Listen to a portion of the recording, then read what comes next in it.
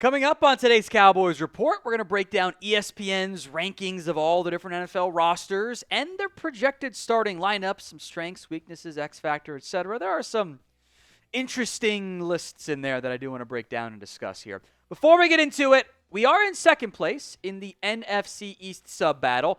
I don't know if we can catch Eagles now, but I want to at least make sure we beat Marshy and Giants now. If you subscribe, you get free Cowboys videos each and every single day. Hit that sub button so you don't miss out. ESPN ranking every single roster top to bottom. I won't go too in-depth on these. Cowboys don't crack the top 8. They don't crack the top 16. They check in the end at number 18. Behind the Cardinals, ahead of the Pittsburgh Steelers, near the bottom of the NFC teams. There's quite a few AFC teams on there where NFC's depth feels like a little bit better than the AFC, but ahead of the Giants. I guess that's a win in the end, so to speak. They mentioned different outlook pieces. Biggest strength, they went with wide receiver, which is funny because you could have made an argument, after the draft itself of outside of the actual weakness, this might have been number 2. Here's what Mike Clay, who does a lot of fantasy work for ESPN, wrote on the Cowboys wide receiver room. It starts with Lamb, who put up his third straight 100-plus yard season. Since 2022, Lamb leads the NFL in catches, top 5 in yards, and touchdowns, and he's just 26 years old. Lamb's new running mate, George Pickens, failed to reach his ceiling while overcoming shaky quarterback play in Pittsburgh, but he still produced 800-plus yards in all 3 of his NFL seasons. Jalen Tolbert, Javonte Turpin, Jonathan Mingo provide serviceable depth. It is a positive how much better the entire wide receiver room got just by dropping George Pickens into the equation. You went from you have one good wide receiver 1 to, man, is Tolbert really a 2 or is he a 3? Is Turpin a 3 or is he a 4? Do you trust Mingo as a 3rd or 4th option? Now you have a really good 1-2 punch. Tolbert goes into a more natural spot at wide receiver 3. Turpin can be your fun gadget guy. Mingo, yeah, you give a 4th-round pick for him, but now he's your 5th receiver. The 6th guy could be a special teamer. The entire room feels so much better with Pickens if he lives up to his expectations and potential. So do you agree that wide receiver is currently the biggest strength on the team, or is there a different spot in mind? Y for yes, N for no. Go vote at the pinned comment of today's show. Maybe not a huge surprise. Biggest weakness was running back, where you can argue the Cowboys downgraded. Mike Clay, again, writing, this wasn't a tough choice for a team that hasn't prioritized the position recently. Out is Rico Dowdle, in are Javonte Williams, Miles Sanders, and day 3 rookie Jaydon Blue. Williams has the highest ceiling, but the 25-year-old has struggled badly with efficiency since tearing his ACL in 2022. Sanders was a non-factor during 2 years in Carolina, though he showed some juice with 116 total yards and 2 scores in Week 18 last season. There is room for the running back room to not be the worst unit on this roster, and that probably ends up being a good thing, especially if the offensive line plays well. Maybe that does materialize that way, but you downgraded from Dowdle to Williams and Sanders based on their production last year. I'm excited about Jaydon Blue. He's a 5th-round rookie. We should probably temper expectations a little bit there. So be honest with me. What is your concern level over the running back room? Scale it from 1 to 10 in the comment section of today's show.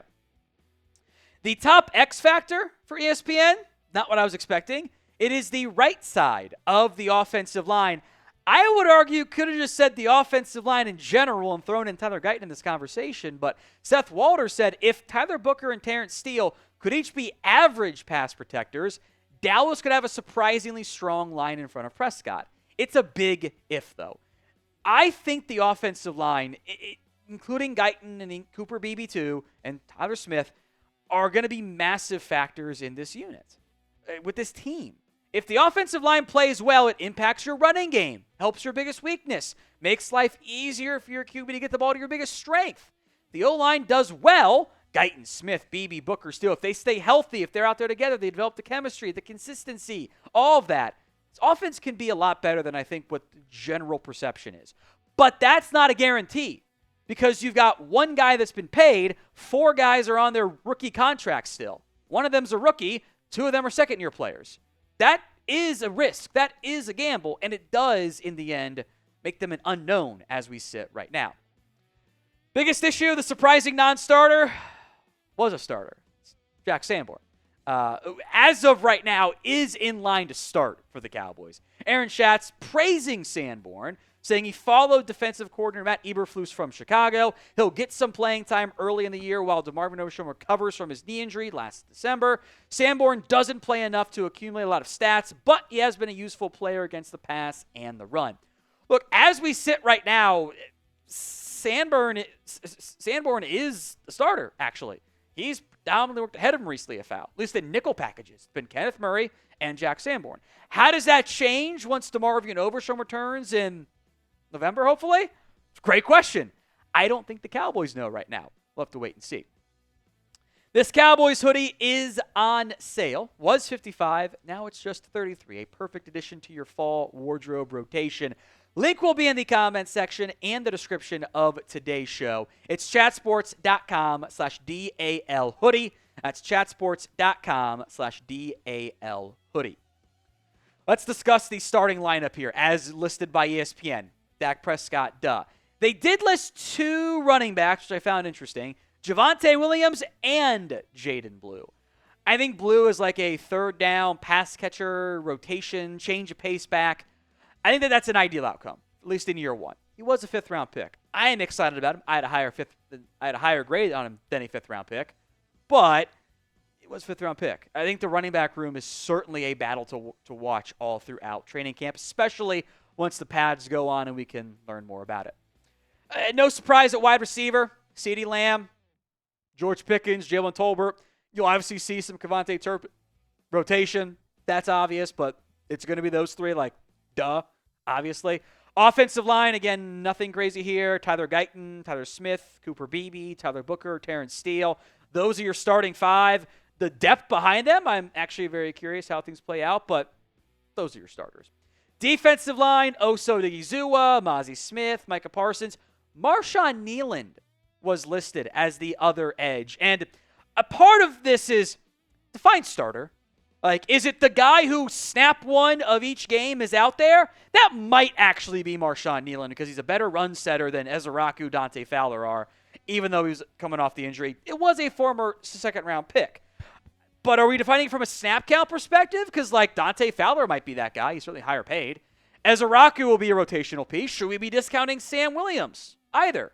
So how you define starter at the edge spot opposite Micah Parsons, which will be a rotation, make no mistake about it, I think could lead to some disagreements on this. So pick a starter at the other defensive end spot opposite Micah Parsons. DF for Dante Fowler, DE, which is fitting, for Donovan Ezraku, MK for Marshawn Kneeland, SW for Sam Williams.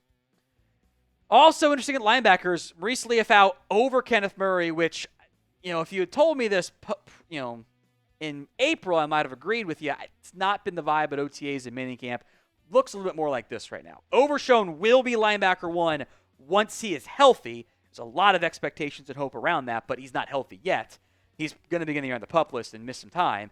Kenneth Murray right now, Jack Sanborn have been the top 2 guys. That could change throughout camp. Liufau has gotten reps, he's gotten time, but I kind of feel like he's linebacker 3 for the time being with new DC, new linebackers coach. They brought over Sanborn. They went out and targeted Murray in a trade. Like, get where they're going there. The depth, Damone Clark, Shamar James, I don't know how that's going to play out. That one is quite interesting to me. I kind of wish that ESPN hadn't listed Trayvon Diggs on here because I would have been very curious who would have been your other corner starter. Deron Bland is one right answer. Kaiir Elam is another right answer. But is it going to be Savone Revel, you think, week 1? Is he going to be healthy in time? Is it Israel Mukuamu? Is it Kalen Carson, who did get his ankles broken by CeeDee Lamb during camp? Is it a veteran? Is it somebody else? How does that play out? There are Cowboys going to have some patience there. The safeties, by the way, quick note on that. Listed as Malik Hooker, listed as Donovan Wilson. Not surprising. I think that's the correct answer as we sit right now here in mid-ish, late July, whatever we want to call it. Maybe Marquise Bell, Wanya Thomas could impress, but I think it's Hooker and Wilson at this moment.